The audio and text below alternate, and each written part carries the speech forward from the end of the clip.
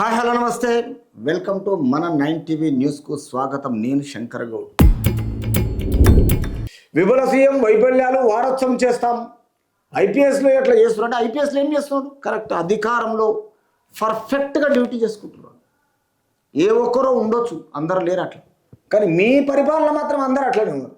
ఏడాది పాలనకు -10 మార్కులు. నువ్వెవడు ఈయనకి 10 మార్కులు? ప్రజలు ఇవ్వాలి అధికారంలో. బావమరిదికి అమృత్ కాంట్రాక్ట్ పై న్యాయ విచారణకు రేవంత్ సిద్ధమా?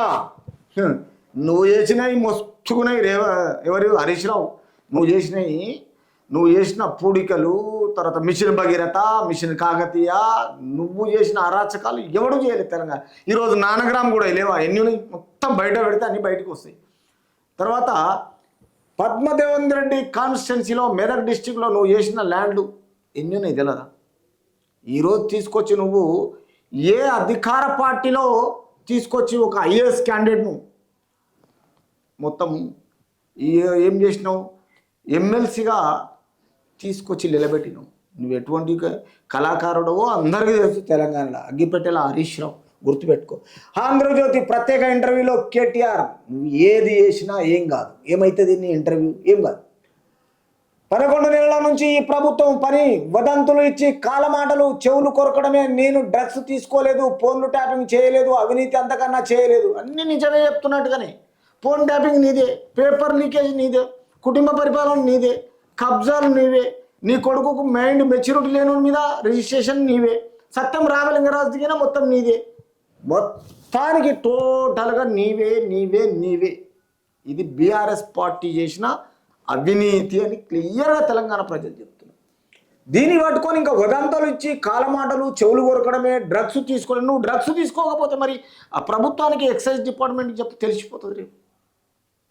ఫోన్ ట్యాపింగ్ చేయలేదా? ఫోన్ ట్యాపింగ్ చేయండి ఇవన్నీ బయటకు వస్తున్నాయా? పోనీ అందరు జైళ్ళలో పోయినరా అని కేసు ఎఫ్ఐఆర్లు అయినాయి వాళ్ళ మీద, రిమాండ్ అయినరా వాళ్ళ మీద? ఏమైంది చూడు.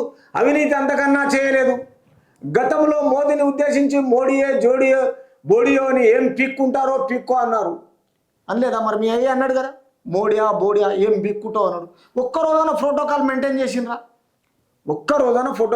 చేసిరా? ప్రైమ్ మినిస్టర్ వస్తే, తెలంగాణ రాష్ట్రానికి వస్తే ఒక్కసారైనా ప్రోటోకాల్ మెయింటైన్ చేసిరా? తలసాని శ్రీనివాస్ యాదవ్ అటాచ్ చేసేసారు. అది మీ ఘనత.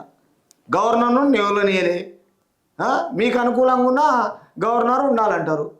చేసిండు అంత పనికి మళ్ళీ పనిలే, కానీ ఏది లేదు. తర్వాత బోడియా అని ఏం పిక్కుంటారో పిక్కో అన్నాను. ఇవన్నీ మీరనే కదా. నా నిజాయితీకి ఉన్న ధైర్యంతో ఇప్పుడు రేవంత్ రెడ్డికి అదే చెప్తున్నా. చిట్టినాయుడు ఏం పిక్కుంటావో పిక్కో. ఆ పిక్కుట్లే, ఆ అలవాట్లే, ఆ మాటలే రేపు మిమ్మల్ని బలి చేయడానికి తెలంగాణ ప్రజలు అవే. ఏం పిక్కుంటావని ఈ అసభ్య పదజాలాలు ప్రజలలో చూపించద్దు, నీ ఇంట్లో చూపించుకోవాలి. ఇట్లాంటివి బయటికి రావద్దు. ప్రజలు ఏం చేస్తారో చేసి చూపిస్తారు నీకు. చిట్టినాయుడు అంట, చిట్టినాయుడు. నువ్వేం పెద్ద పొడుగున్నావు? 4 అడుగులు ఉన్నావా చిట్టినాయుడు అనడానికి? ఏం పిక్కుంటావో పిక్తారు. కొంచెం బాగు ఏసీపీ. రేపు బీఆర్ఎస్ వర్కింగ్ ప్రెసిడెంట్ కేటీఆర్ ఇట్లాంటి కేసులలో ఏ కేసులు ఉన్నాయో ఏమున్నాయో రేపటి రోజున తెలిసి ఏం పిక్కుంటారో డిపార్ట్మెంట్ పీక్ చూపిస్తారు అతి తొందరలోనే.